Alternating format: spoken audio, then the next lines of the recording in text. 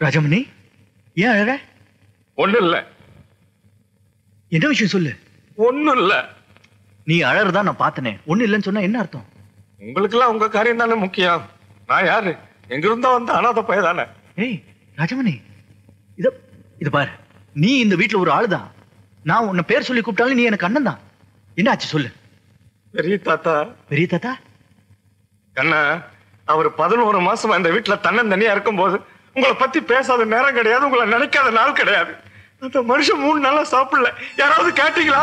இல்ல கவலைப்பட்டீங்களா? எவ்வளவுதான் ஒரு மனுஷனால தாய்க்க முடியும்? இப்ப கூட இந்த பாலை கொண்டு போய் கொடுத்தேன், குடிக்க மாட்டேன், திருப்பி வச்சுட்டாரு.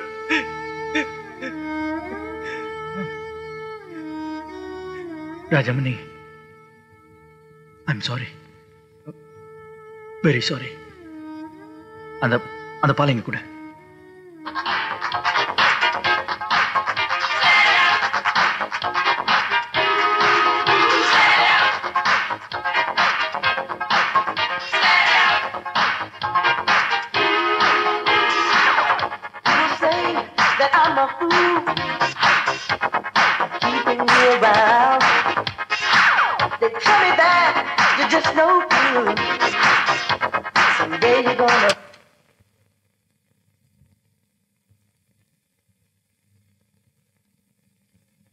பிளீஸ், இதோ பாருங்க.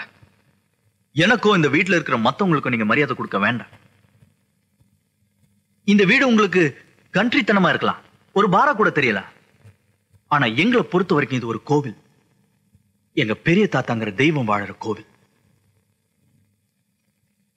அவருக்காவது கொஞ்சம் மரியாதை கொடுங்க.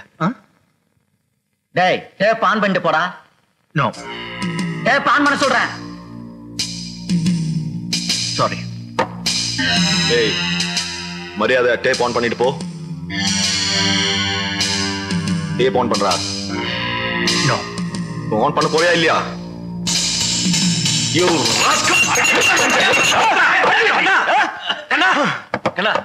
என்னடா இதெல்லாம்?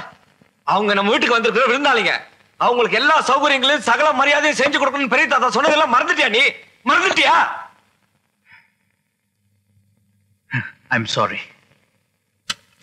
நம்பிங்களா? உங்க இஷ்டத்துக்கு ஆடுங்க, பாடுங்க, கூத்தடிங்க. ஆள் பட்டம்லாம் இன்னைக்கு எங்க ஊர்ல மாட்டு சண்டை. அதுல வேணாலும் புடிச்சுக்குங்க. இடத்துக்கு இடம் ஒத்து போகும். நீ வா கண்ணா.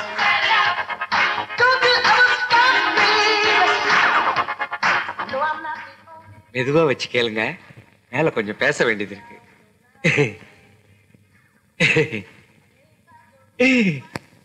தாத்தா. என்ன கண்ணா? ராஜமணி சொன்னா பெரிய தாத்தா 4-5 நாளா ஒண்ணுமே சாப்பிடலையாமே. இந்தாங்க, பால் சாப்பிடுங்க.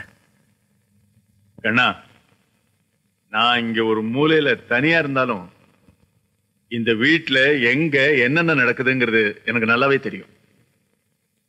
இந்த வீட்டுல இருக்கிற ஒவ்வொரு சுவரும் என்கிட்ட பேசும். நீ இங்க இருந்து புறப்படுறதுக்கு தயாராயிட்டு இருக்க இல்லையா? அது வந்து தாத்தா, நான் உங்ககிட்ட சொல்லாம போவனா? அன்னைக்கு நீ என்கிட்ட பேச மாட்டேன்னு சொல்லிட்டு போனதுக்கு அப்புறம் இந்த ரூம் பக்கமே வரல. அது சும்மா ஒரு மூட்ல சொன்னேன். அதனாலதான் நீங்க 4 நாளா ஒண்ணுமே சாப்பிடலையாகும். அதெல்லாம் ஒண்ணும் இல்லடா கண்ணா. 4-5 நாளா நான் ஒரே பயத்துல இருக்கேன். இந்த வீட்டுக்கும் இந்த வீட்டுல இருக்கிற குழந்தைகளுக்கும் என்னென்னலாமோ கெடுதல்கள் நேர போகுதுன்னு எனக்கு தோணுது. திருவிழா கூட நின்று போயிடுமோன்னு பயமா இருக்கு. இந்த திருவிழா நடக்கணும். என்ன வந்தாலும் நீ அதை தாங்கிக்கிட்டு இந்த திருவிழாவை நடத்தியே தீரணும்.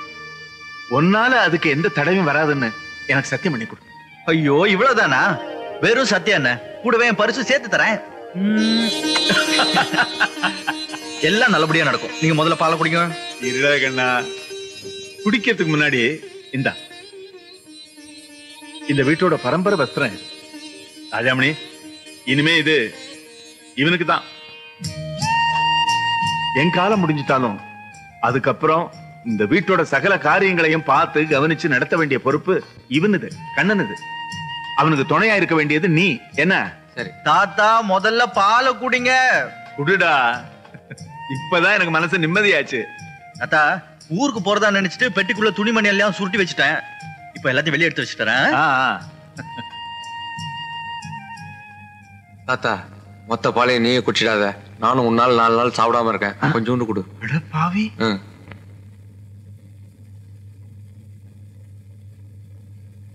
கண்ணா, நீ போகல? எப்படிம்மா போறது? பெரிய தாத்தா ரொம்ப ஃபீல் பண்றாரு. நல்லதுப்பா, அவர் மனசு வேதனை படக்கூடாது. எனக்கும் இப்பதான் நிம்மதியா இருக்கு.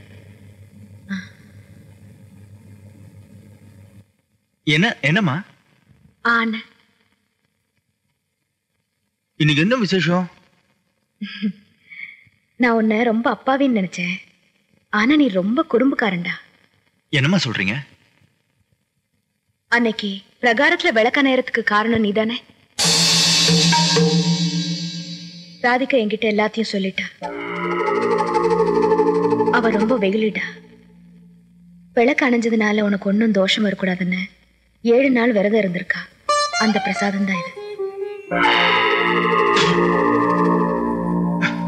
ஏன்டா இவ்வளவு ஆத்திரப்படுற? அவ என்ன தப்பு பண்ணிட்டா?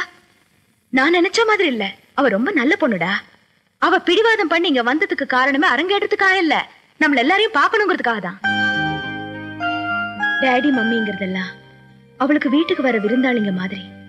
ஏன்னா அவங்களுக்கு வாழ்க்கைங்கிறது கிளப், டூர் இதெல்லாம் தான்.